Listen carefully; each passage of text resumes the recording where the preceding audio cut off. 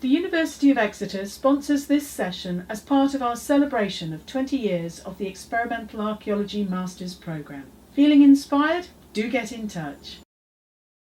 Many of our staff research and teach using experiments. We encourage our students to present and publish. At this conference, 8 staff, 5 current PhD students and 10 current and recent master's students are all presenting papers. They're doing this alongside many of our former students who have continued to conduct their research in this field. The conference has proved to be a great way to see more of our global alumni. If you want to come and study with us for an MSc in Experimental Archaeology or any of our top postgraduate programmes, do get in touch. We also offer research degrees at master's and PhD level, which can be based in Exeter or at a distance. You will be joining a vibrant and active postgraduate community and become part of a world-leading research department. Hello, my name is Professor Linda Hercombe and I am the Director of the Masters in Science of the Experimental Archaeology programme here at Exeter in the southwest of Britain. What I want to talk about is my research interests, and all of those have got problems that can be solved using experimental processes and approaches. Some of them involve experimentation, some of them involve educational engagement issues, but also solid research. My interest in this field began when I undertook a PhD in obsidian use-wear analysis. That was all very well, but I made the stone tools, but what to use them on? So I researched a lot of different operational chains for other materials, most of them perishable. And that's how my interest in perishable material culture came about. I've always interacted with the archaeological open-air museums from my PhD, where I visited Butser to do some of my experiments, on into a European-funded project where Exeter was the only university within a large project working across Europe. It was an exciting time and I learnt a lot. Out of that European project, this book, published by Sidestone Press, came. This is available to read for free online, and it's about the object biography approach to structures, sometimes in archaeological open-air museums, but sometimes also research experiments. An interest in boats is a developing field, and I've now made a number of very simple boats, but also Exeter, I was one of the co-investigators on a project which recreated a Bronze Age sewn plank boat, and that was one that was multiple people involved with very different specialities and a shipwright who was fantastic, but it was quite a moment when that boat was launched in Falmouth Harbour.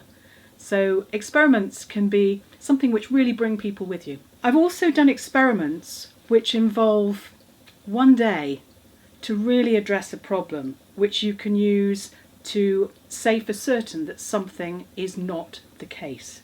And the longest experiment I ever did was 10 years to look at a taphonomic issue of how stone tools moved down a slope profile in a Badlands area in Pakistan. So I love the way at which all of these different approaches actually get called experimental archaeology, but that's really a very, very broad umbrella for a wide range of different issues. So students find that they can really contribute to research processes and other people's projects, or take their own and publish on original data that they have generated. It's great to be able to see that, and it's one of the things that I really think is important about the experimental archaeology approach. Hello, my name is Professor Linda Hercombe, and I am the director of our Masters of Science in Experimental Archaeology. I'm also the person who set it up just over 20 years ago now. So this section is really just saying happy birthday to experimental archaeology at Exeter. I wanted to just go over some of the reasons why we set up that Masters programme. I've always felt that academic research has a great value, but so does practical research. And knowledge that you can gain through your hands and doing something reinforces an understanding and gives you insights into the things that you see in the archaeological record. So in all kinds of ways, the original idea for the Masters was to put together two bodies of knowledge and make that available to students. Over the years, the course has grown, expanded, and it's now a Masters in Science, although it started as a Masters in Arts. And as we've gone through, there are students from all over the globe. And they've come, they've learned something from us, and they've gone back. And for me, as a lecturer, it's incredibly rewarding to see just what value that whole experience has given people. There are experienced craftspeople who've come who wanted to just get an academic dimension to their practical craft and to find a way to publish in their field. And there are also people who were academically very successful, but who wanted to do something that meant that they could practically engage with the material that they've been studying. That's a real feature of experimental archaeology, and as we put it together here at Exeter. A lot of choice, the chance to get involved with staff research projects, but also to do your own thing and to take it where you want. It's a feature that I think has really paid dividends over the years. And to see what some of our alumni are doing now and to research a little bit about what they've gone on to do has been a great way of celebrating 20 years of experimental archaeology here at Exeter. So, happy birthday, experimental archaeology. My name's Johnny Crockett, and for the last 25 years I've been teaching wilderness skills and bushcraft and survival. And my background interest really goes back to what is in that line of work known as primitive skills. And that encouraged me to do my Masters. I did my Masters over 2 years from 2017 to 2019. And on the back of that, I was talked into doing a PhD. Actually, I wasn't talked into it, I just couldn't help myself.